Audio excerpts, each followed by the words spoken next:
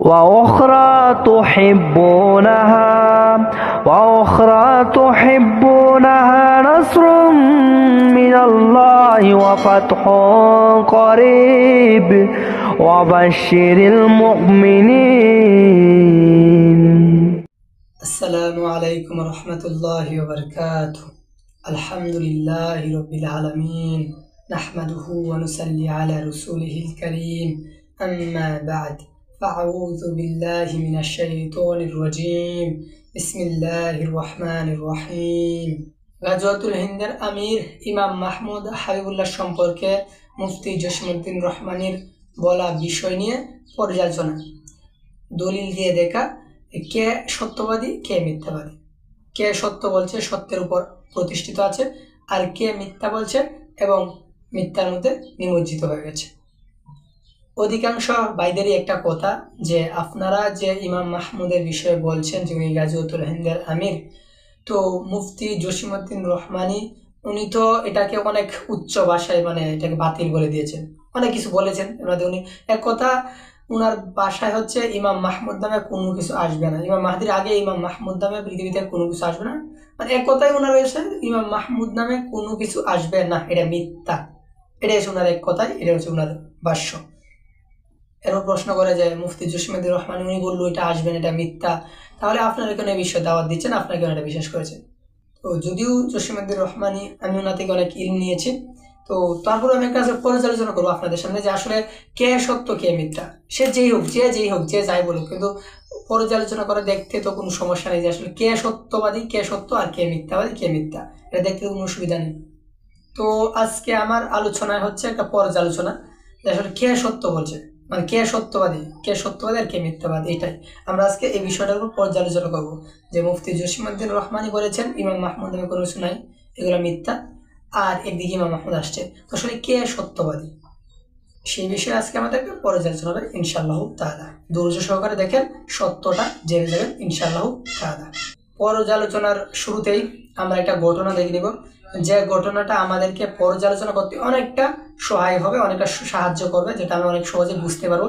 সেই ঘটনাটা আপনারা পাবেন পৃথিবীর বিখ্যাত একজন ব্যক্তিত্ব ইমাম ইসমাইল ইবনে কাসির রাহিমাহুল্লাহর বিখ্যাত কিতাব, আজ থেকে 700 বছর আগে বিখ্যাত কিতাব আল বিদায়া ওয়ান নিহায়া, বাংলাদেশ ইসলামী ফাউন্ডেশন থেকে অনুবাদকৃত 10ম খণ্ডের 205 পৃষ্ঠা, এই যে আল আউজাই রাহিমাহুল্লাহ এর জীবনী থেকে কিছু কথা এই পাঠে পাবেন।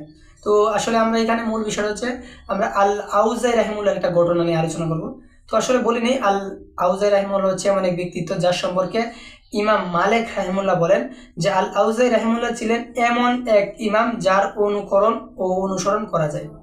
এক কথায় ইমাম মালিক রাহিমাহুল্লাহর মতন এত বলিষ্ঠ ব্যক্তিত্ব, এত তেজস্ক্রিয় ব্যক্তিত্ব, উনি বলছে যে আল আউজাই মোহাম্মদ আল আউজাই রাহিমাহুল্লাহ হচ্ছে এমন একজন ইমাম, এমন এক নেতা যার অনুসরণ করা যায়, অর্থাৎ ওনার থেকে যে কোনো বিষয় গ্রহণ করা যায়। আর ইমাম মালিক রাহিমাহুল্লাহ ওনার সম্পর্কে কথা বলেছেন, সুতরাং কারো বুকের পাটা নাই যে মোহাম্মদ আল আউজাই রাহিমাহুল্লাহ এর বিষয়ে অন্য কোনো মত লাগবে। আর ইমাম মালিক রাহিমাহুল্লাহর একটা মতই যথেষ্ট, যে ইমাম এই আল আউজাই রাহিমাহুল্লাহ হচ্ছে এমন এক ইমাম যার অনুসরণ করা যায়। তো আমরা যে ঘটনা উল্লেখ করবো সেটা হচ্ছে মোহাম্মদ আল আউজাই রাহিমাহুল্লাহ এবং সুফিয়ান আস-সাউরি রাহিমাহুল্লাহর মধ্যে ঘটেছে একটি ঘটনা। ঘটনাটা আপনারা পাবেন আল বিদায়া ওয়ান নিহায়া 10ম খণ্ডের 206 পৃষ্ঠা। আমি ঘটনা আপনাদের পড়ে শোনাচ্ছি, মনোযোগ সহকারে শুনেন। আল্লাহ তাআলা পবিত্র কুরআনুল কারীমে সূরা জুমার 18 নম্বর আয়াতে বলেছেন, যারা মনোযোগ সহকারে কথা শুনে এবং ভালো কথা সময়ের অনুসরণ করে এরাই হচ্ছে সেই সমস্ত লোক যাদেরকে আল্লাহ তাআলা কি করবেন, সৎ পথ দেখাবেন, এরা হচ্ছে বুদ্ধিমান লোক। তো সেখানে আল বিদায়া নিহায়া 10ম খণ্ডে আপনারা পাবেন। ঘটনাটা হচ্ছে এরকম, একবার আল আউজাই রাহিমাহুল্লাহ ও আস-সাউরি রাহিমাহুল্লাহ আল কাইফের মসজিদে রুকুতে হাত উঠানো এবং রুকু থেকে উঠার সময় হাত উঠানোর মাসালা নিয়ে মুনাজারা করেন, অর্থাৎ রাফাইল আদান করতে হবে এই বিষয়টা নিয়ে মুনাজারা করছেন।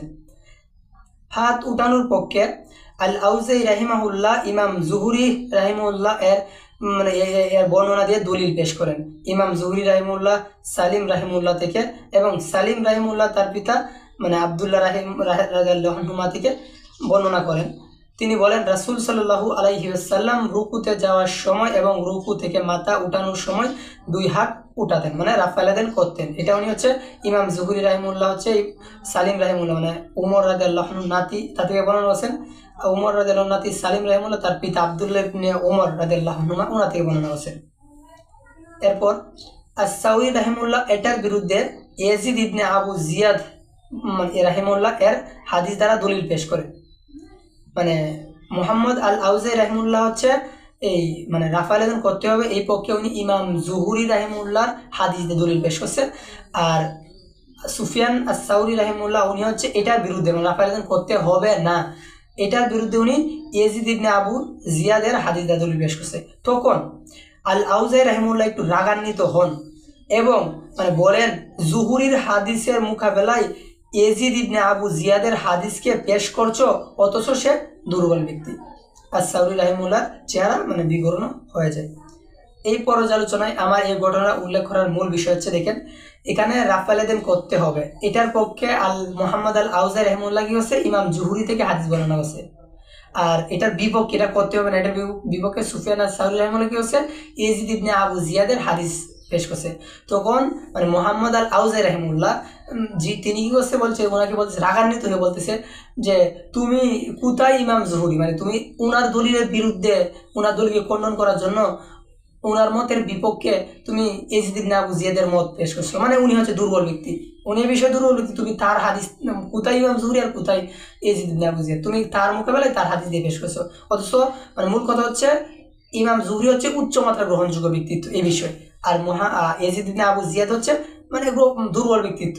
তো তুমি উচ্চ মাত্রার এক ব্যক্তিত্বের সামনে কি করছো, এই দুর্বল এক ব্যক্তিত্বের হাদিস তুমি পেশ করছো, এটা তো আসলে মানে ঠিক নেই। এরকম উনি রাগান্বিত হয়ে বলছে, আর সুফিয়ান সাউরি মেনে নিছেন। তো আমরা এখান থেকে একটা বিষয় শিক্ষা সেটা হচ্ছে গ্রহণযোগ্যতা, মানে কার গ্রহণযোগ্যতা কোন ক্ষেত্রে বেশি, যার গ্রহণযোগ্যতা বেশি যে বিষয়ের পর তার থেকে সেই বিষয়টাই নেওয়া হয়। আলহামদুলিল্লাহ, আশা করি বুঝতে পেরেছেন। তো এখন আমি যদি আপনাকে প্রশ্ন করি, ভাই বাংলাদেশে এবং বাংলাভাষীদের মধ্যে শেখ জামানা সম্পর্কে সব থেকে গ্রহণযোগ্য ব্যক্তিকে, মানে সব থেকে বেশি গবেষণা করে কে বেশি, সব থেকে আলোচনা করে কে বেশি, আপনি উত্তর দিবেন সেটা হচ্ছে মুফতি কাজী ভাই। মানে উনি হচ্ছে বাংলাদেশের মতো, মানে ওনার এক কথা ওনার বিষয় হচ্ছে শেখ জামানা নিয়ে এখন ওনার প্রত্যেকটা বিষয়ের উপর আলোচনা হয় শেখ জামানার উপর। আবার আমি জিজ্ঞেস করি আপনাকে যে মুফতি জসিমউদ্দিন রহমান ওনার বিষয় কি, আপনি বললেন জিহাদ, ওনার কাজ হচ্ছে জিহাদ নিয়ে আলোচনা করা। এক কথায় শেখ জামানার ক্ষেত্রে সব থেকে বেশি গ্রহণযোগ্য বাংলাদেশের মুফতি কাজী ভাই, ওনার উপর টপকায় যাওয়াটা আসলে অবিশ্বাস্য দুষ্কর একটা বিষয়। আবার জিহাদের ক্ষেত্রে মুফতি জসিমউদ্দিন রহমানের সবথেকে বেশি গ্রহণযোগ্যতা বেশি, আবার ওনাকে জিহাদের ক্ষেত্রে টপকায় যাওয়াটা এটা আসলে একটা দুষ্কর বিষয়। তো আমরা আল বিদায়া নিহা থেকে যে ঘটনা দেখেছিলাম যে রাফালাদান করার ক্ষেত্রে মুহাম্মদ আল আউজাই রাহিমাহুল্লাহ ওনার সম্পর্কে জেনে নেন, আল বিদায়া নিহাতে সুন্দরভাবে লেখা আছে, তাহলে যত জানবেন তত বুঝবেন কে কেমন। তো উনার ঘটনা দেখলাম উনি ইমাম জুহুরি থেকে হাদিস দিচ্ছে, এই বিষয়ে উনি গ্রহণযোগ্য তাই উনি এটা নিছে, কিন্তু ইয়াজিদ ইবনে আবু জিয়াদ গ্রহণযোগ্য কম, দুর্বল তাই উনি নেন নাই। তো আমরা যদি শেখ জামানার কোনো কিছু বর্তমানে নেই, তাহলে আমরা নেবো কার কাছ থেকে, গ্রহণযোগ্যতা পাবে কে, মুফতি কাজী ইব্রাহিম। আবার জিহাদের বিষয় নিলে পাবো কে পাবে, মুফতি জসিমউদ্দিন রহমানি। তো ইমাম আহমদের বিষয়টা কি, শেখ জামানা কেন্দ্রিক একটা বিষয়। তো এই ক্ষেত্রে আমরা কার কথা প্রাধান্য দেব, মুফতি জসিমউদ্দিন রহমানি নাকি মুফতি কাজী ইব্রাহিম? কারণ কোথায় শেখ জামানার মানে দার্শনিক প্রকৃতি ব্যক্তিত্ব, এত বড় মাপের ব্যক্তিত্ব মুফতি কাজী ইব্রাহিম, আর কোথায় মানে শেখ জামানা সম্পর্কে যদি বেশি আলোচনা শুনি না, কোথায় নিম্ন মাঝের দুর্বল এক জসিমউদ্দিন রহমানি। তো শেখ জামানের ক্ষেত্রে মুফতি মানে কাজী ইব্রাহিমের মতটাকে সবথেকে বেশি প্রাধান্য দেবে। তো দেখেন মুফতি কাজী ইব্রাহিমকে প্রশ্ন করা হয়েছিল যে শেখ জামানায় বা ইমাম মাহাদির আগে ইমাম মাহমুদ নামে কোন নেতা আসবে কিনা, উনি বলছে হ্যাঁ আসবে। যন্ত্রপাতি দিয়ে এটা ধরা যাবে না।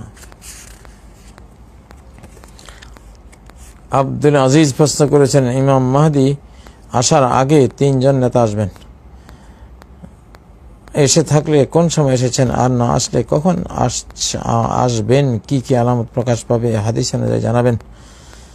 ইমাম মাহদির আগে সুফিয়ানি আছে, ইমাম মাহমুদ আছে, ইমাম সাফা, কয়েকজনের নাম মনসুর এমন পাওয়া যায় কিছু কিছু হাদিসের মধ্যে। আসলে এগুলো খুব গবেষণার বিষয়, সময়সীমা বলা সম্ভব নয় এখন। তবে এগুলি সবই খুবই ঘনিয়ে গেছে, কাছে এসেছে, তাকরিবি ইলম আমরা বলতে পারি। বিশ্বের যেই আলামত পরিস্থিতি পরিবেশ, তাতে এটা যে খুব বেশি দূরে নয় এটা আমরা বলতে পারি, কিন্তু কখন আসবে এটা আমরা বলতে পারছি না। ইমাম মেহেদী আসবে, তার আগে আরেকজন আসবে ইমাম আহমদ, এই দুইটা কথা কি ইমাম আহমদ যে আসবে, আহমদ না, মাহমুদ। ইমাম মাহমুদ, এটা কি সঠিক না ভ্রান্ত, এটা জানার জন্য ঠিক আছে। ইমাম মাহাদিরও আগে কিছু মুসলিম জাহানের নেতা আসবে, এটা কিছু কিছু বর্ণনায় আছে। মনসুর একজনের নাম আছে, সাফাক একজনের নাম, কি বিভিন্ন নাম আছে, 3, 4, 5 জনের নাম আছে। এখন এগুলি বর্ণনাগুলি তো অনেকগুলি সনদ পাওয়া যায় না। কেন পাওয়া যায় না? এগুলি ঝুঁকিপূর্ণ হাদিস।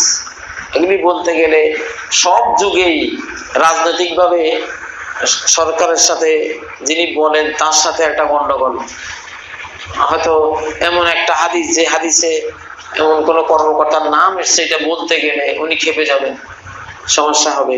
এই জন্য এই হাদিসগুলি খুব ঝুঁকিপূর্ণ থাকায় এর বর্ণনাকারীও কম, শ্রোতাও কম। এই জন্য শক্তিশালী ছাত্র খুঁজে পাওয়া যায়, সে মানে খুব খুঁজে পাওয়া গেছে অনেক কম, সেই জন্য অধিকাংশ দুর্বল। কিন্তু বিশ্ব বাস্তবতা যদি এই হাদিসগুলিকে সত্য বলে প্রমাণিত করে এবং হাদিসে যা বলা আছে ঘটনা এইভাবে ঘটে যায়, বুঝতে হবে এই হাদিস সহিহ। এটা ওনাকে বেশ কয়েকবার করেছিল, এমনকি কিছুদিন আগে একটা ভিডিও আসতে দেখলাম, সেখানে ওনাকে প্রশ্ন করে দিচ্ছে খাতায় লিখে। আসমানের মায়ের অ্যাড হচ্ছে তাদের সাথে ইনশাআল্লাহ। গজওয়াতুল হিন্দের আমির ইমাম মাহমুদ হাবিবুল্লাহ এবং সেনাপতি সাহেবে কিরণ এই বিষয়ে কিছু বলবেন। আগাম বললে তাদেরকে খুঁজতে শুরু করবে মারার জন্য। এগুলি আগাম বলা যায় না, এগুলি এমনিই থাকুক। যেদিন শুরু হবে সেদিন দেখবেন যে কে এই লোক, কারা এই লোক, ইনশাআল্লাহ। এগুলি তো উনি হিকমা কাটাবে এবং বলে যে এখন যদি বলে দিলে খুঁজতে শুরু করবা। তার মানে শেরজামান সম্পর্কে এত বড় একজন ব্যক্তিত্ব, যার মূল বিষয় যে শেরজামান, উনি সমর্থন করতেছে, উনি হা বলছে যে ইমাম মাহমুদ আসবেন, এটা সত্য। শেরজামানা ইমাম মাহাদির আগে ইমাম মাহমুদ নামে একজন নেতা আসবে। এবং ওই প্রশ্ন থেকে যখন শেষে প্রশ্ন করেছিল তখন বলেছে গাজওয়াতুল হিন্দের আমির ইমাম মাহমুদ হাবিবুল্লাহ সম্পর্কে বলেন, উনি এটাকে সমর্থন করেছে। তার মানে ইমাম মাহমুদ গাজওয়াতুল হিন্দের আমির হবে।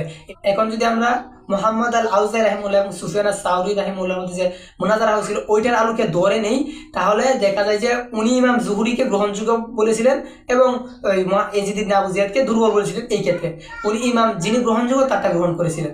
এটা হচ্ছে সালাফদের মূল কাজ। তো সুফিয়ান সাউরি খুব উচ্চমাত্রা ব্যক্তিত্ব, মোহাম্মদ আল আউজাই রাহিমুল উচ্চমাত্রা ব্যক্তিত্ব। তো ওনারা কি হয়েছিল, যিনি গ্রহণযোগ্য তারটা গ্রহণ করেছিল। তো আমরা যদি সালাফদের পথ অনুসরণ করি, সঠিক পথে টিকে থাকতে গেলে, সঠিক পথে চলতে গেলে সালাফদের অনুসরণ করতে হবে। তো আমরা যদি সালাফদের পথটা অনুসরণ করি তাহলে গ্রহণযোগ্যতার দিক থেকে মুফতি কাজী ইব্রাহিম এই বিষয়ে সবথেকে বেশি গ্রহণযোগ্য। সুতরাং আমরা সালাফদের অনুসরণ করে উনার মতটা গ্রহণ করিলাম। তার মানে হচ্ছে ইমাম মাহমুদ সত্য, ইমাম মাহমুদ আসবে, গাজওয়াতুল হিন্দের আমির হবে। আর মুফতি জসিমউদ্দিন রহমানের মত এই ক্ষেত্রে ভুল প্রমাণিত হয়। সুতরাং উনার মতটা এই ক্ষেত্রে গ্রহণ করা যাবে না। এখন আমরা পর্যালোচনার দ্বিতীয় ধাপে যাই। দ্বিতীয় ধাপে পর্যালোচনার প্রথমে আমি আপনাদের জিজ্ঞেস করবো, আচ্ছা শেখ উসামা বিন মোহাম্মদ বিন লাদেন রাহিমাহুল্লাহ তৈরিকৃত আল কায়দা কি হকের উপর আছে কিনা, ওই মানুষগুলো কি হকপন্থী কিনা? যদি আপনার উত্তর হা হয় যে আল কায়দা হকের উপর প্রতিষ্ঠিত ছিলেন, তাহলে আমি সেখান থেকে আপনাদের একটা বিষয় দেখাবো। শেখ উসামা বিন লাদেন রাহিমাহুল্লাহ এরপর আল কায়দার আমির হন শেখ আইমান আজ-জাহুরি রাহিমাহুল্লাহ। তো উনি আল কায়দার একটা শাখা গঠন করেন যেটার নাম হচ্ছে ভারতীয় উপমহাদেশে আল কায়দা। তো উনি এটার প্রথম আমির হিসেবে স্বীকৃতি দেন মাওলানা আসিম উমর রাহিমাহুল্লাহকে, যাকে আমরা সবাই শহীদ মাওলানা আসিম উমর রাহিমাহুল্লাহ নামে চিনি, কেননা উনি আফগান জিহাদে শহীদ হয়েছিলেন। তো এই মাওলানা আসিম উমর রাহিমাহুল্লাহ সম্পর্কে আপনারা জেনে নেবেন, আলোচনা করার কিছু নাই। তারা জানেন উনি কত বড় ব্যক্তিত্ব। যাই হোক, উনার যদি শিক্ষাগত মানে ওনার ইলম মানে ওনার শিক্ষাগত যোগ্যতা, গ্রহণযোগ্যতা ধরি, তাহলে উনি দারুল উলুম দেওবন্দে পড়াশোনা করেছেন, এরপর ইউনিভার্সিটি অফ জিহাদ ওইখানে পড়াশোনা করেছেন, নামগুলো নিতেছি না, এরপর দারুল উলুম এই করাচি পাকিস্তান ওইগুলো জন্য পড়াশোনা করেছেন। আর ইলমের দিক থেকে উনি পৃথিবীর শ্রেষ্ঠতম 3টে জায়গার ছাত্র, খুব উচ্চমাত্রা। এবং আলহামদুলিল্লাহ উনি একজন আলেম, কেননা উনি যা জেনেছেন তা বাস্তবায়ন করেছেন। উনি জিহাদ সম্পর্কে যেরকম জেনেছেন, জিহাদকে মানে নিজ জীবনে জিহাদ করে শহীদ হয়, আল্লাহ তাআলা উনাকে শহীদ হিসেবে কবুল করুক, এটা বাস্তবায়ন করে দিয়েছেন। মানে উনি যা জেনেছেন তার উপর আমল করেছেন। আলহামদুলিল্লাহ উনি একজন আলেম এবং উনি আমাদের কাছে একজন উচ্চমাত্রার গ্রহণযোগ্য ব্যক্তিত্ব, আলহামদুলিল্লাহ। ওনার একটা কিতাব আছে যেটাকে সবথেকে ওনার লেখা সবথেকে উচ্চমাত্রার কিতাব ধরা হয়। কিতাবটার নাম হচ্ছে তিসরা জং-ই আজিম ওর দাজ্জাল। বাংলা অনুবাদ হয়েছে পরশমণি প্রকাশন থেকে, আমি বলতেছি তৃতীয় বিশুদ্ধ মাহাদি ও দাজ্জাল। তো সেই বইয়ে আপনার বাংলা অনুবাদ পরশমণি প্রকাশন থেকে সেটা যদি জান তাহলে সেটা 84 এবং 85 পৃষ্ঠায় একটা লেখা পাবেন, যে একটা পাঠ পাবেন, 84 পৃষ্ঠায় পাঠ পাবেন যেখানে বলা আছে ভারত সম্পর্কে ভবিষ্যৎবাণী। তো সেখানে উনি একটা সুন্দর ইস্তিহাদ এনেছেন, একটা গবেষণা এনেছেন। সেখানে উনি প্রথমে গাজওয়াতুল হিন্দের বিষয় লিখেছেন, ভারতের সাথে আমাদের যে যুদ্ধ হবে সেটা। এরপর উনি একটা মাসের কথা লিখেছেন মহরম মাস, যেটা সম্পর্কে ইমাম বুখারী, শেখ ইমাম নুয়াইন হামাদ রাহিমাহুল্লাহ হাদিস এনেছেন। এরপর উনি লিখেছেন যে মুসলমানরা হাতে তুলে নেবে, মুসলমানরা হাতে তরবারি তুলে নেবে এবং বীরত্বের সঙ্গে সামনের দিকে এগিয়ে যাবে। তারপর হাবিবুল্লাহ নামক এক ব্যক্তি, যিনি আল্লাহর পক্ষ থেকে কোরআনের বাহক হবেন, আল্লাহর সাহায্য সহ কুছ থেকে তরবারি বের করবেন। এখানে হাবিবুল্লাহর কথা বলা হয়েছে। এরপর উনি এখানে আফগান বিজয়ের কথা বলেছেন, এরপর তৃতীয় বিশ্বযুদ্ধের কথা বলেছেন। এরপর শেষে বলেছেন মানে হঠাৎ হজের মৌসুমে হজরত মাহাদি আত্মপ্রকাশ করবেন। মানে এখানে প্রথমে উনি লিখেছেন ভারত যুদ্ধের কথা এবং ভারত যুদ্ধের নেতৃত্ব দানকারী হাবিবুল্লাহর কথা, যিনি আল্লাহর পক্ষ থেকে কোরআনের বাহক, মানে আল্লাহর পক্ষ থেকে মনোনীত এবং আল্লাহর সাহায্য কুছ থেকে বের করবেন। মানে উনি হচ্ছে আল্লাহর, মানে আল্লাহর সাহায্য, মানে আল্লাহর ইশারায় আল্লাহর যখন আদেশ দিবেন তখন অস্ত্র নিয়ে ময়দানে নামবেন। আর এটা এনেছেন উনি প্রথমে, এবং শেষে এনেছেন সবার শেষে যে হঠাৎ হজের মৌসুমে ইমাম মাহাদি আত্মপ্রকাশ করবেন। এই ক্ষেত্রে জানা যায় যে ইমাম মাহাদির আগে এই হাবিবুল্লাহ নামক এই ব্যক্তি আসবেন। তো এই হাবিবুল্লাহ আসলে কে? এখন জেনে নেব যে ইমাম মাহাদির আগে এসে ভারত যুদ্ধের নেতৃত্ব দিবে, মুসলমানদের নেতৃত্ব দিবে এই হাবিবুল্লাহ আসলে কে। এটা জানার জন্য আমরা মাওলানা হাশিম রাহিমাহুল্লাহর উপরে কয়েকটা লাইন যদি মানে দেখি, তাহলে সেখানে উনি লিখেছেন যে ফার্সি কাব্য আকার উপস্থাপিত এই ভবিষ্যৎবাণীগুলো যদিও নিশ্চিত কোনো বিষয় নয়, তবু তার কয়েকটি কবিতা এমন আছে বিভিন্ন হাদিস তাকে সমর্থন যোগাচ্ছে। মানে উনি এখানে বলেছেন যে উনি আকীদাটা পরিষ্কার করেছেন যে এগুলো কোনো নিশ্চিত কোনো বিষয় না, মানে ঋষিমানদারদের জন্য সান্ত্বনা, কিন্তু তবু তার কয়েকটি কবিতা এমন আছে বিভিন্ন হাদিস তাকে সমর্থন যোগাচ্ছে। তো আমরা এখানে যে বিষয়গুলো পাই দেখেন, এক নম্বর বিষয় হচ্ছে যে গাজওয়াতুল হিন্দ, মানে গাজওয়াতুল হিন্দ বিষয় হাদিসে জানি, মহরম মাস এটা বললাম, ইমাম বুখারী, শেখ নুয়াইন হামাদ কিতাবুল ফিতান এনেছেন। এরপর আসে হাবিবুল্লাহর কথা, মানে যেহেতু এই জায়গা সব থেকে গুরুত্বপূর্ণ বিষয় হচ্ছে এই ভারত যুদ্ধের নিয়ে থাকে, যেটা নিয়ে মুসলমানদের সংশয়, এখানে এটার কথা বলা আছে, তার মানে এটাকে অবশ্যই কোনো না কোনো হাদিস সমর্থন করতে হবে। তো আমরা যদি শেষ জামানার বিভিন্ন হাদিস খুঁজ করি, তাহলে আমরা ইমাম খতিব আল বাগদাদির একটা কিতাব পেয়ে যাই, যে কিতাবের নাম হচ্ছে আজিবাতুল আজিবা। আল ইমান প্রকাশনী প্রকাশ করেছে কিয়ামত সন্নিকটে নাম দিয়ে। এই কিতাবে ইমাম খতিব আল বাগদাদি 269 নম্বরে একটা হাদিস এনেছেন আবু হুরায়রা রাদিয়াল্লাহু আনহু থেকে, ইউআম্মিমুহুম শাবুন দাইফুন ইসমুহু মাহমুদুন লাকাবুহু হাবিবুল্লাহ। মানে এখানে আবু হুরায়রা রাদিয়াল্লাহু আনহু বলতেছেন যে আমি আল্লাহ রাসূল সাল্লাল্লাহু আলাইহি ওয়াসাল্লামকে বলতে শুনেছি, অচিরেই পূর্ব হিন্দুস্তানের মুশরিকরা মুসলমানদেরকে অত্যাচার বৃদ্ধি করে দেবে, তখন তাদের মুসলমানদের নেতৃত্ব দিবে একজন দুর্বল বালক অথবা যুবক। আরবিতে শব্দ এসেছে শাবুন, মানে প্রথমে সে বালক থাকবে, এরপর বয়স বেড়ে মানুষের স্বাভাবিক প্রক্রিয়ায় বয়স বেড়ে সে যুবক হবে। তো দুর্বল বালক অথবা যুবক শাবুন, যার নাম হবে মাহমুদ, তার উপাধি হবে হাবিবুল্লাহ। মানে মাওলানা হাশিম উমর রাহিমাহুল্লাহ তার তৃতীয় বিশুদ্ধ মাহদিউ দাজ্জাল এই কিতাবে যে হাবিবুল্লাহর কথা নিয়েছেন, তিনি গাজওয়াতুল হিন্দের নেতৃত্ব দিবেন, এবং সেখানে উনি বলেছেন যে বিভিন্ন হাদিস সমর্থন যোগাচ্ছে। তো আমরা সেই অনুযায়ী যদি হাদিস দেখি, তাহলে দেখা যায় ইমাম মাহমুদের উপাধি হচ্ছে কি হাবিবুল্লাহ। একথায় মাওলানা হাশিম উমর রাহিমাহুল্লাহ উনার এই ইস্তিহারটা এই হাদিসটাকে সমর্থন যোগাচ্ছে, আবার এই হাদিসটা উনার এই ইস্তিহারটাকে সমর্থন যোগাচ্ছে, একটা আরেকটার পরিপূরক। এই ক্ষেত্রে এটা মানে গ্রহণযোগ্যতার উচ্চ মাত্রা পৌঁছে যায়। আর এখান থেকে এই বিষয়টা স্পষ্ট। আর আমরা প্রথমেই মোহাম্মদ আল আউজাই রাহিমাহুল্লাহ এবং সুফিয়ান আস-সাউরি রাহিমাহুল্লাহ মোনাজারা থেকে দেখেছিলাম যে গ্রহণযোগ্য তারটা গ্রহণ করতে হবে। এই ক্ষেত্রে মাওলানা হাশিম এত বড় ব্যক্তিত্ব, তো আবার উনার মত যেটা হাদিস সমর্থন দিচ্ছে, আবার উনার মতটা হাদিসের সমর্থন দিচ্ছে, একটা পরিবার এত উচ্চ মাত্রা গ্রহণযোগ্য বিষয়। তো এখান থেকে বিষয়টা স্পষ্ট যে গাজওয়াতুল হিন্দের আমির ইমাম মাহমুদ হাবিবুল্লাহ নামে একজন ব্যক্তি আসবেন। সুতরাং এই ক্ষেত্রে মাওলানা হাশিম রাহিমাহুল্লাহ এবং ইমাম খতিব আল বাগদাদি সেই 400 হিজরির ব্যক্তিত্ব, 300 থেকে 400 হিজরির একজন এত বড় মুহাদ্দিস, হাদিস শাস্ত্রের কত বলিষ্ঠ ব্যক্তিত্ব, এটা যে জানে ওনার সম্পর্কে তারা খুব ভালোভাবে বুঝে। তো খতিব বাগদাদির হাদিস এবং হচ্ছে মাওলানা হাশিম মাহমুদ একটা আরেকটা পরিপূরক হয়ে বিষয়টাকে উচ্চমাত্রা গ্রহণযোগ্য বোঝা যায়। এই ক্ষেত্রে স্পষ্ট ইমাম মাহমুদ হাবিবুল্লাহ নামে গাজওয়াতুল হিন্দের আমির আসবে। এক্ষেত্রে জসিমউদ্দিন রহমানের এটা ভুল প্রমাণিত হয়।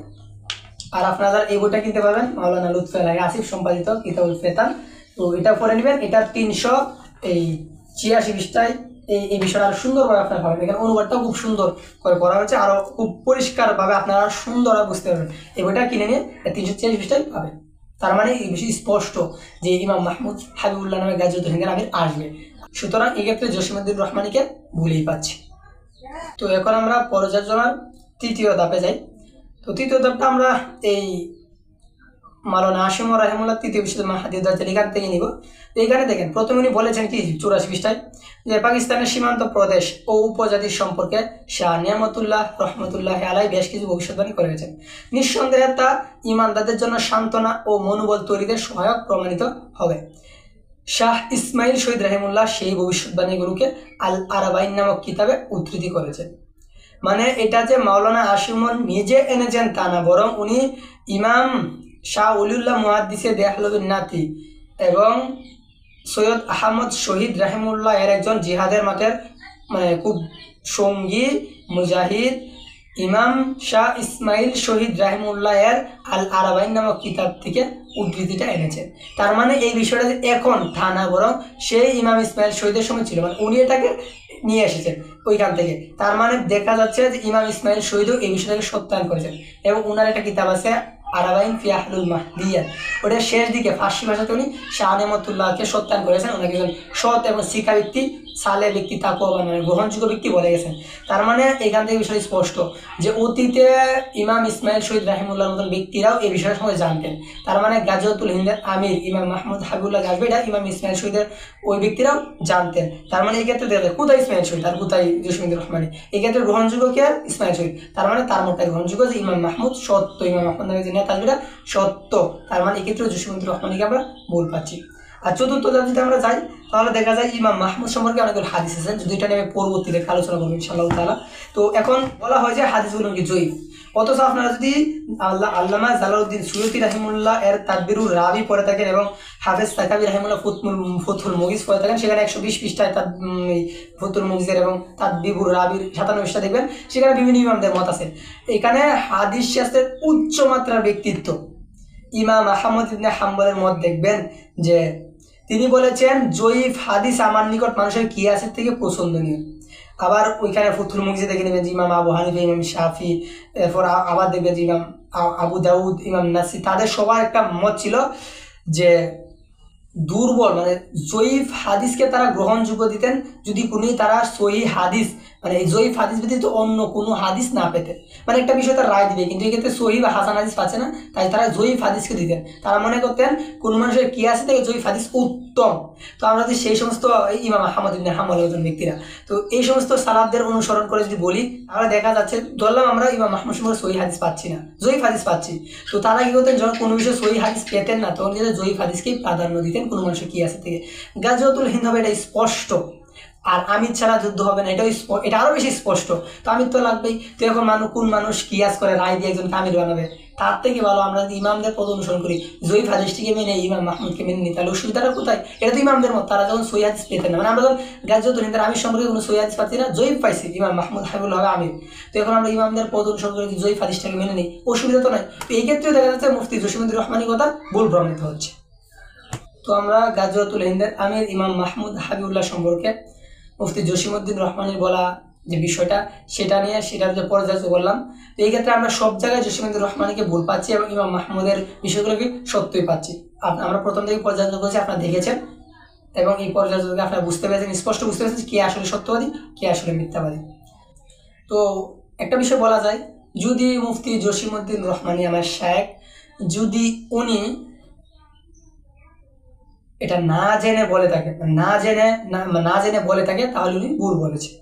অবশ্যই ওনার উচিত ভুলটা শুধরে নেয় এবং ক্ষমা চাওয়া, যার বিরুদ্ধে বলেছেন তার কাছে ক্ষমা চাও এবং সকলের কাছে ক্ষমা চাও যে আমি এটা ভুল বলেছি। আর যদি উনি জেনে শুনে নিজের জিদবশত বা অন্য কোনো কারণে জেনে শুনে বলে তাহলে উনি স্পষ্ট মিথ্যা বলেছে। তো এখন একটা প্রশ্ন আসে যে আসলে ওনার মধ্যে একজন এত বড় ব্যক্তিত্ব, উনি আসলে এই কেন এমনটা করতে পারে? একটা জিনিস স্পষ্টভাবে সত্য হচ্ছে, আমরা আপনাদের সামনে 4টা পর্যায়ে অবস্থান করেছি, প্রত্যেকটাই ইমাম আহমদকে সত্য বলছে। তো আসলে উনি কেন এটা বললো?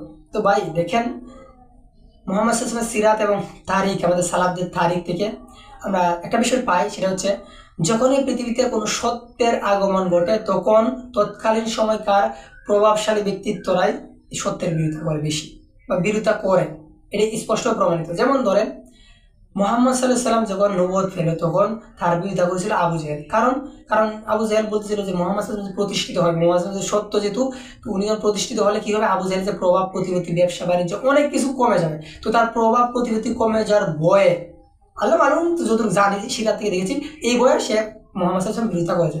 সেও জানতো মুহাম্মদ সাল্লাল্লাহু আলাইহি সাল্লাম সত্য। এমনকি রাসূল সাল্লাল্লাহু আলাইহি ওয়াসাল্লামের সম্পর্ক দিক থেকে শ্বশুর উম্মুল মুমিনিন সাফিয়া রাদিয়াল্লাহু আনহার পিতা হুয়াই বিন আক্তাব ইহুদীদের এত বড় পণ্ডিত, ও মুহাম্মদ সাল্লাল্লাহু আলাইহি ওয়াসাল্লামকে দেখছিল, দেখে বলছিল সে সন্তান যিনি এর থেকে ভালোভাবে চিনছিল যে মুহাম্মদ সাল্লাল্লাহু আলাইহি ওয়াসাল্লাম সত্য, কিন্তু উনি মেনে নেন। কেন জানেন? প্রভাব কমে যাওয়ার কারণে। কেননা মানে তারা জানতো, তাদের আকীদা ছিল যে কি শেষ নবী আসবে তাদের বংশ থেকে। আকীদা ছিল না, বরং তারা এটা আকীদা বানাইছিল কিতাবে লিখে। এটা যখন ঈসা আলাইহিস সালাম সিরিজে আছে, ঈসা আলাইহিস সালাম যখন এটা বলছিল যে বনি শেষ নবী আসবে ইসমাইলের বংশ থেকে, তখন তারা ঈসা আলাইহিস সালামকে কুফরি ফুত করেছিল। এই যে দেখেন না আজকে ইমাম মাহমুদ মুজাদ্দিদ, শায়েখ নাসিরউদ্দিন আলবানী রাহিমাহুল্লাহ, এত বড় একজন মুহাদ্দিস ব্যক্তিত্ব, উনি ওনার ফুতওয়াতে বলেছেন যে মুজাদ্দিদ হওয়ার জন্য আলেম হতে হবে, এটা আমি বলছি না। মানে উনি বলছেন যে মুজাদ্দিদ হওয়ার জন্য আহলে সুন্নাহ ওয়াল জামাতের আলেম হতে হবে, এটা বলছি না, বরং তাকে আহলে সুন্নাহর মানহাজের একজন প্রতীক হতে হবে। মানে উনি আলেম হতে হবে এটা সত্য দেয় না, বলছে প্রতীক হতে হবে।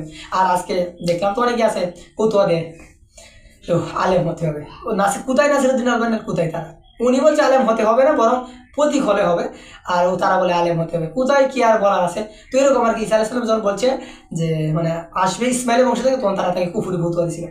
তো ওরা জানতো যে শেষ নবী আসবে কোথা থেকে, তাদের বংশ থেকে, কিন্তু যখন দেখলো আসছে ইসমাইলের বংশ থেকে, তখন তারা মানে তাদের বংশ নিচু হয়ে যাওয়ার বয়ে, যেটা দুই চলে আসছে বয়ে, তারা কি করলো, শেষ নবী বিরোধিতা করলো, প্রভাবটা কমে যাওয়ার কারণে তাদের বংশ এরকম ভাবে।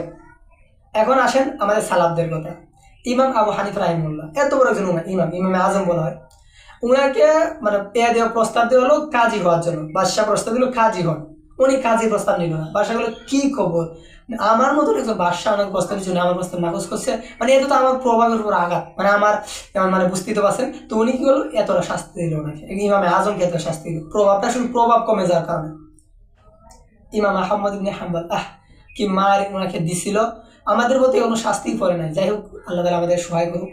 তো মানে শুধু ওদের প্রভাবটা কমে যাওয়ার কারণে, সঠিক পদে থাকার কারণে কি সমস্যা রান্না করছিল কি, আপনারা তো জানেন ইতিহাস। ইমাম বুখারী রাহিমাহুল্লাহ এত বড় একজন হাদিস শাস্ত্রের ইমাম, আমিরুল মুমিনিন ফিল হাদিস, ইমাম মুহাম্মদ ইবনে ইসমাইল আল বুখারী রাহিমাহুল্লাহ, কি উনি কি করছিল, প্রস্তাব দিছে আসেন আমার প্রাসাদে এসে আমার ছেলেকে পড়াবেন, ওই প্রতাপশালী লোকের। উনি বলছে হাদিস আমি ওনার বাড়িতে যাই পড়াইতাম না, আসবে গরিব মিসকিন, প্রত্যেকের সাথে মিশবে, মিশার পরে ওদের সাথে থেকে হাদিস শিখবে, নয়তো আমি বাড়িতে পড়াবো না। উনি বলছে কি রে, আমার প্রস্তাব ও মানলো না, পার করে দিল। মানে প্রভাব কমে যাওয়ার ভয়ে, এইগুলার বয়সে ওনারা কি করলো, বার করে দিল। ইমাম ইবনে তাইমিয়া এই বন্ড পদভ্রষ্ট আলেমদের বিরুদ্ধে ফুতোয়া চলে গেল, মানে তাদের ব্যবসা, ওনার ফুতোয়ার কারণে, ওনার মতের কারণে ব্যবসা বন্ধ হয়ে গেলো, লাগিয়ে গেলো ওনার পিছনে। আমি শুনছি বিয়ে করতে পারেন নাকি জীবনে, জানি না শরীর না বেটি, বিয়ে করতে পারে না জীবনে এই ওই খেজুরদের যন্ত্রণা। আচ্ছা, কত দূরে যেতে হবে না, আমাদের ভারতবর্ষে আছেন মুজাদ্দিদ আল ফেসানি, উমর রাদিয়াল্লাহু আনহু বংশধর, এই আহমদ শেরহিন্দি রাহিমাহুল্লাহ, যাকে মুজাদ্দিদ আল ফেসানি রাহিমাহুল্লাহ গোটা দুনিয়া চিনে, কে উনি সংসারের কাজ শুরু করেছে, ওনাকে কুফরি কাফের ফতোয়া দিয়েছে। চিন্তা করতে পারেন, একজন মুজাদ্দিদ এত বড় একজন ব্যক্তিত্ব, ওনাকে কাফের ফতোয়া দিয়েছে, চিন্তা করছেন। আসেন ইমাম শাউলিউল্লাহ মুহাদ্দিসের দেহলভী, যার ইলমের গুণে আজকে ভারতবর্ষে গুণান্বিত, মানে ওনার কারণে গোটা ভারতবর্ষ বিখ্যাত। আমাদের ইমাম শাহ ওলিউল্লাহ মুহাদ্দিসের দেহলভী রাহিমাহুল্লাহ এত বড় একজন ব্যক্তিত্ব। কেউ বলে ইমাম আবু হানিফা ভারতবর্ষের, কেউ বলে ইমাম বুখারী ভারতবর্ষের। এত বড় একজন ব্যক্তিত্ব, যার সনদ ছাড়া, যার ইলমের সনদ ছাড়া, সনদ ওই উপর পর্যন্ত যাবে কিনা জানি না আমি সঠিকটা, যদি জানি যাবে না হয়তো। এত বড় ব্যক্তিত্ব, উনাকে কাফের ফতোয়া দিয়েছে। আর উনি কি কাফের ছিলেন নাকি, উনাকে কাফের ফতোয়া দিয়েছে। তো আমরা ইতিহাস এবং তারিখ থেকে এটাই পাই যে যখনই কোনো হকের আগমন ঘটেছে, আল্লাহ তাআলা কোনো হককে পাঠিয়েছেন, তখনই ওই সময়কার প্রতাপশালী ব্যক্তিত্বরা, যে কোনো রকম ব্যক্তিত্ব, বাদশাহ হোক, আলেম হোক, যারাই হোক, ওই সময়কার প্রতাপশালী ব্যক্তিত্বরা ওই সত্যের বিরোধিতা করেছে। এটা আমাদের মানে ইতিহাস, আমাদের জলজন্ত উদাহরণ। আবু হানিফা থেকে শুরু করেন, আমি শাউলিউল্লাহ মুহাদ্দিসের দেহলভী পর্যন্ত বললাম, আরও দেখেন, আরও পাবেন, আমি সংক্ষিপ্তকে বলে দিচ্ছি। এখান থেকে একটা বিষয় স্পষ্ট, যখনই সত্যের আগমন ঘটে তখনকার প্রতাপশালী ব্যক্তিরা বিরোধিতা করে। তো ইমাম মাহমুদের ক্ষেত্রে এর বিপরীত কোনো কিছু ঘটবে না, এটাই ঘটবে। যেমন ওনাদেরকে কাফের ফতোয়া দিয়েছিল না, ওনাকেও দিবে কাফের ফতোয়া, অপেক্ষা করেন কয়েকটা দিন পরে। কিছু ব্যক্তিত্ব যারা প্রতাপশালী প্রচুর, তারা এখন চিন্তা করতেছে যে ইমাম মাহমুদ এমন এক ব্যক্তিত্ব মানে যার সঙ্গে মোহাম্মদ হাদিস বলেছে, তো ওনারা মানে এতে ভয় পেয়েছে তাদের প্রভাব কমে যায় কিনা, এই জন্য তারা কি করতেছে, কারণ যখন সারাদিতে বাঙ্গন সব কিছু একবার তছনছ হয়ে গেছে, খণ্ড বাঙ্গন মত বিরোধী একটেলাপ কত কিছু একে অপরের চেহারা পর্যন্ত দেখতে না, ছায়া দেখতে না, কথা শুনে বিশ্বের মতন লাগে, ওই মানুষগুলো যারা তাওহীদবাদী কাটি তাওহীদ ওরা দেখে ওদের অন্তরে শোয় না, যখন তার কাছে আওয়াজ পৌঁছে যায় ইমাম মাহমুদ হাবিবুল্লাহ বলছে যে যখন অন্ধকার হয় তখনই আলো জ্বালানো হয়, সুতরাং এখন অন্ধকার হয়েছে, মুসলমান তাওহীদবাদীদের একবার অবস্থা শেষ, তো আল্লাহ তাআলা তাওহীদবাদীদেরকে একটা নিয়ামত দিয়েছেন, ইমাম মাহমুদ হাবিবুল্লাহকে দান করেছেন, সুতরাং আসো আলোর দিকে, আসো একতার দিকে, আসো বিশুদ্ধ তাওহীদ এবং জিহাদের দিকে, এই বাদ দাও গণতন্ত্র তন্ত্র মতো সব বাদ দাও, ওইগুলো স্পষ্ট কুফরি। এই যে আমার কাছে একটা বই আছে দেখেন, মাওলানা আশমর রাহিমুল্লাহর এই দুটি জীবন ব্যবস্থা লড়াই ইসলাম ও গণতন্ত্র, এখানে উনি 70-71টা এনেছেন। খালি তৈয়ব রাহিমুল্লাহ বলেছেন যে এই গণতন্ত্র হচ্ছে আল্লাহর বাদশাহী এবং তার ওই ইলম এবং গুণের সাথে স্পষ্ট শিরক, এবং মাওলানা আশিম রাহিমুল্লাহ বলেছেন এটা প্রকৃতভাবেই এটা হচ্ছে কুফুরি একটা মতবাদ, এটা কুফুরি, এটা স্বতন্ত্র একটা ধর্ম। ইমাম আহমদ যখন মানুষকে একতা দিকে আহ্বান করতেছে, মানুষ যখন তাকে সত্য পাইতেছে, আলহামদুলিল্লাহ তাকে গ্রহণ করতেছে, আল জামাহ একটা শক্তিশালী একতাবদ্ধ দল হচ্ছে, তখন ওই ব্যক্তিদের মাথায় চিন্তা করলো কিরে আমাদের প্রভাব তো কমে যাবে, অথচ তারা জানতো যদি তারা আসতো তাদের প্রভাব থাকতো অনেক বেশি, মানে ইসলামের কোনো প্রভাব নাই, তবে তাদের মানুষ অনেক সম্মান করতো, কিন্তু এখন তার কাছে না এসে তাদের প্রভাব কমে যাওয়ার ভয় বিরোধিতা করতেছে, হয়তো কিছুদিন পরে উচ্চ মাত্রা ফতোয়া আসবে আমাদের বিরুদ্ধে, আল্লাহ মাফ করুক, কারণ আমরা ওদের থেকে সেটাই পাই, আরও অত্যাচার বাড়বে। আর যাই হোক, তো আমরা ইতিহাস থেকে এই বিষয়টাই পাই যে কিছু মানুষ কিছু ব্যক্তিদের প্রভাব কমে যাওয়ার, প্রভাব প্রতিপত্তি কমে যাওয়ার ভয়ে এটি করতেছে। তো আল্লাহ মালুম, হয়তো মুফতি জসিমুদ্দিন রহমান এটা করতে পারে, আল্লাহ মালুম, আমি বলছি না, হয়তো এটা হতে পারে আবার অন্যটা হতে পারে, আল্লাহ মালুম, তবে আমার মনে হচ্ছে এটা, আল্লাহ আমাকে ক্ষমা করুন, ভুল হবে। আরেকটা কথা বলে নেই, জসিমুদ্দিন রহমান আমার শায়েখ ছিলেন, আমি ওনার থেকে অনেক ইলম নিয়েছি, এমনকি ওনার অনেক বয়ান আমার মানে অনেক মুখস্থ ছিল, আমি ওনার বয়ানের উপর একটা ডকুমেন্টারি মানে বইয়ে একটা লেখা ছিল, ওখানে আছে, তো মানে বয়ান বিষয়গুলো লিখছিলাম। তো আসলে উনি এটা বলার পরে আমি ওনার করি নাই, কারণ কেন জানেন, আমি ওনাকে গ্রহণযোগ্য দিই নাই, কারণ আমার ইমাম বুখারী রাহিমাহুল্লাহ একটা ঘটনা থেকে আমি ওনাকে গ্রহণযোগ্যতা দিই নাই। ইমাম বুখারী রাহিমাহুল্লাহ একবার গেছিল এক শায়েখের কাছ থেকে মানে হাদিস শেখার জন্য, গিয়ে দেখে ওই শায়েখের একটা গুরু আছে, উনি গুরুটাকে ছেড়ে দেয় ঘাস খাওয়ার জন্য। তো যখন আসার সময় তখন উনি একটা কাঁচা নেই, আমাদের বাসায় বলি কাঁচা, ওইটা নিয়ে সামনে ধরে গুরু দিকে বুঝে, হয়তো তার গুরু দিকে মনে করে যে হয়তো তার মালিকে তাকে খাওয়ান দিবে, তাই সে চলে আসে দেখে যে কাঁচাই কোনো কিছু নাই, কাঁচা খালি। তো ইমাম বুখারী বলে কিরে একটা অবলা পশু, উনি ওনাকে ধোঁকা দিয়ে সে আসতেছে, হয়তো কাঁচাই কোনো কিছু আছে সেটা খেতে পারবে, তো একজন অবলা পশুকে যে মানুষটা এইভাবে ধোঁকা দিয়ে আনতে পারে, আইনে দেখতে মানে ধোঁকা দিতে পারে, সে যে মুহাম্মদ সাল্লাল্লাহু আলাইহি ওয়াসাল্লাম হাদিসের সাথে বিশ্বাসঘাতকতা করবে না, তার কি প্রমাণ আছে? তো এই কারণে সে কি করছে, ইমাম বুখারী তার কাছে চলেছে, হাদিস আনে নাই। তো ঠিক এরকম এতগুলো প্রমাণ, প্রত্যেকটা প্রমাণ বলতেছি ইমাম মাহমুদ সত্য, ইমাম মাহমুদ সত্য, তো উনি মাঝখান দিয়ে এই বিষয়টা বলে দিল, তার মানে এটা আসলে গ্রহণযোগ্য পাই না, তাই আমি ওনার কথা গ্রহণ করি নাই। আরেকটা জিনিস আপনাদেরকে দেখাই, আমার কাছে একটা চাবি আছে দেখতেছেন, এটা হচ্ছে জামিয়া ইসলামিয়া দারুল উলুম মাদানিয়া যাত্রাবাড়ি মালয়েশিয়ার একটা, এখানে লেখা আছে দেখেন, এখানে হচ্ছে লেখা আছে যে যোগ্য ব্যক্তির সাথে যোগ্যতা দিয়ে লড়তে হয়, হিংসা দিয়ে নয়, মহিউস সুন্নাহ আল্লামা মাহমুদুল হাসান দামাত বারাকাতুহু। তো যোগ্য ব্যক্তির সাথে যোগ্যতা দিয়ে লড়েন, ইমাম মাহমুদ যেরকম এরকম দিয়ে লড়েন, হিংসা দিয়ে লড়বেন, হিংসা বিদ্বেষ। দেখছি তো বয়ানগুলো দেখছি, এত পরিমাণ হিংসা অন্তরে, কি বলেন, আপনাদের একটা ছবি দেখায়, ছবিটা দেখেন, এই ছবিটা আমাকে মানে একবার একটা লিঙ্ক দিয়েছিলাম, আমাকে চাপ দিয়েছিলাম, চাপ দেওয়ার পরে ওই ছবিটা চলে আসে, আমার মাথা জিম হয়ে গেছিলো, অজ্ঞান হয়ে যাওয়ার অবস্থা হয়েছিলাম। পরবর্তীতে আমি মানে আমার অন্য ভাইদের বলি যে দেখেন তো কোনো সুস্থ মানুষ কি এরকম কাজ করতে পারে? আসলে এরা অসুস্থ মানুষ, এরা নির্লজ্জ, এরা অসুস্থ, এরকম করে। তো এখানে বলা আছে যোগ্য ব্যক্তির সাথে যোগ্যতা দিয়ে লড়াই করতে হবে, ওরকম করে, এটা আছে আপনাদের জন্য কথা। যাই হোক, অনেকক্ষণ সময় বললাম, তো আমি আপনাদের সামনে পর্যালোচনা করেছি গ্রহণযোগ্য আর অগ্রহণযোগ্যতা দিয়ে, যে কে গ্রহণযোগ্য কার মতটা নেওয়া যাবে, আর কে অগ্রহণযোগ্য কে দুর্বল কার মতটা নেওয়া যাবে না। এই ক্ষেত্রে আপনারা, আমি আগে বলেছিলাম যে আসলে আপনার পর্যালোচনা করে দেখবো, দলিল দিয়ে দেখবো যে কে সত্যবাদী কে মিথ্যাবাদী। তো এখন আপনারা এই পর্যালোচনার ক্ষেত্রে কাকে সত্যবাদী পেয়েছেন কাকে মিথ্যাবাদী পেয়েছেন তা আপনার তাকুয়ায় বলে দিবে। তো এখন আপনার তাকুয়া যাকে সত্যবাদী বলবে, অবশ্যই তাকুয়ার টানে বিশুদ্ধ তাওহীদ এবং দ্বীন কায়েমের সঠিক মানহাজ আহলে সুন্নাহ রাসূল সাল্লাল্লাহু আলাইহি ওয়াসাল্লামের সুন্নতের প্রতিপদ প্রতীক জিহাদের দিকে অবশ্যই আপনি আসবেন। আপনি সত্যি তাকওয়াবান হন তাহলে আপনি জেনে গেছেন, অবশ্যই আপনার তাকওয়ার সাক্ষী দিছে যে কে সত্যবাদী আর কে মিথ্যাবাদী। অবশ্যই আপনি সত্যবাদীর কাছেই আসবেন ইনশাআল্লাহ তাআলা। ওয়া আখিরু দাওয়ানা আনিল হামদুলিল্লাহি রাব্বিল আলামিন।